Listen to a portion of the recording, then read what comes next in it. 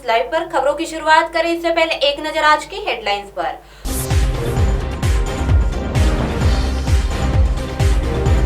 पूर्व गृह मंत्री अनिल देशमुख के घर पर ईडी की छापेमारी। 31 जुलाई तक रिजल्ट घोषित करे, नाना पटोले को दिल्ली से बुलावा। आइए देखते हैं खबरें अब विस्तार से। पूर्व गृह मंत्री अनिल देशमुख के घर पर ईडी की छापेमारी। प्रवर्तन निदेशालय ने शुक्रवार को महाराष्ट्र के पूर्व गृह मंत्री अनिल देशमुख के घर छापेमारी की। ईडी ने अनिल देशमुख के नागपुर वाले घर पर छापेमारी की। बता दें कि मुंबई के पूर्व पुलिस कमिश्नर परमवीर सिन्हा की ओर से लगाए गए आरोप के बाद अनिल देशमुख पर मनी लॉन्ड्रिंग का मामला दर्ज किया गया था, जिसको लेकर ईडी लगातार उनसे पूछताछ कर रही है। बता दें कि परमवीर सिन्हा ने मुख्यमंत्री उद्धव ठाकरे को एक पत्र लिखकर पूर्व गृह मंत्री अनिल देशमुख पर भ्रष्टाचार को लेकर कुछ गंभीर आरोप लगाए थे। इसके अलावा परमवीर सिन्हा ने बॉम्बे हाईकोर्ट में भी एक याचिका दायर की थी, जिसमें बताया गया था कि अनिल देशमुख ने सचिन वाजे को हर महीने लगभग 100 करोड़ रुपए की उगाही करने को कहा था।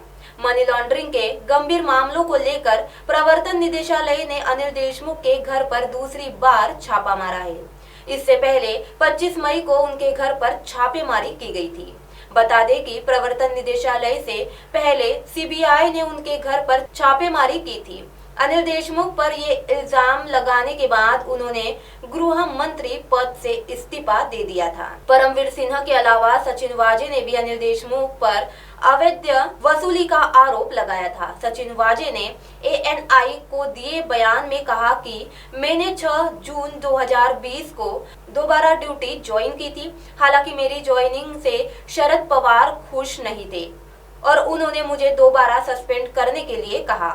यह बात मुझे खुद अनिल देशमुख ने बताई थी। अनिल देशमुख ने मुझसे शरद पवार को मनाने के लिए 2 करोड़ रुपए भी मांगे थे। इतनी बड़ी रकम मेरे लिए चुकाना मुमकिन नहीं था। अनिल देशमुख ने मुझे इसे बाद में चुकाने को कहा।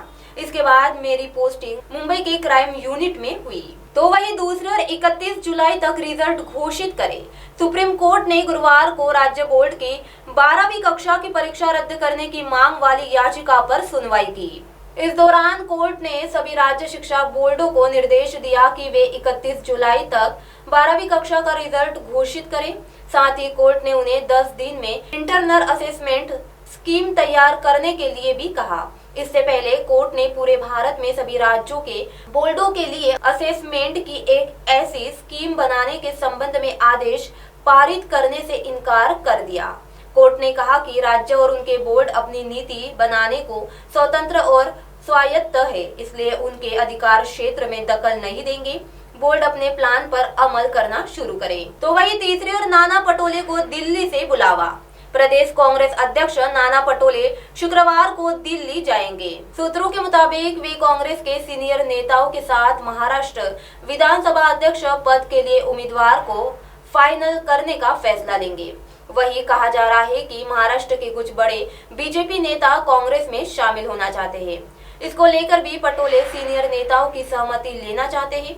नाना पटोले द्वारा विधानसभा अध्यक्ष में इस्तीफा दिए जाने की बाद से यह पद खाली है। राजनीतिक हलकों में इस बात की भी चर्चा है कि प्रदेश कांग्रेस अध्यक्ष नाना पटोले को महाराष्ट्र सरकार में ऊर्जा मंत्री बनाया जा सकता है। हालांकि पार्टी सूत्रों का कहना है कि नितिन राउत राज्य में दलित नेताओं का एक बड़ा चेहरा है।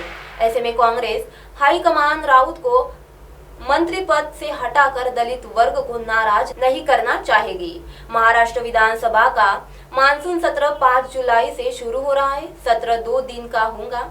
कांग्रेस चाहती है कि इस सत्र के दौरान 20 अध्यक्ष पद पर कांग्रेस नेता को काबिज कर दिया जाए। अब आप हमारे चैनल को ऐप पर भी देख सकते हैं। प्ले स्टोर में जाकर MNS हिंदी लिखिए और ऐप डाउनलोड करें। साथ ही साथ आप हमारे फेसबुक पेज को भी लाइक कर सकते हैं और उन पर भी खबरें देख सकते हैं। लिंक ट्विटर, हाइक, इंस्टाग्राम पर भी आप हमारी खबरें देख सकते हैं। आप हमारे चैनल को यूट्यूब पर भी देख सकते हैं और इसे यूट्यूब पर सब्सक्राइब करना ना भूले। अब फिलहाल वक्त आ चला है एक ब्रेक का। ब्रेक से लौटने के बाद देखते हैं देश और दुनिया की तमाम कुछ खास खबर। धन्यवाद।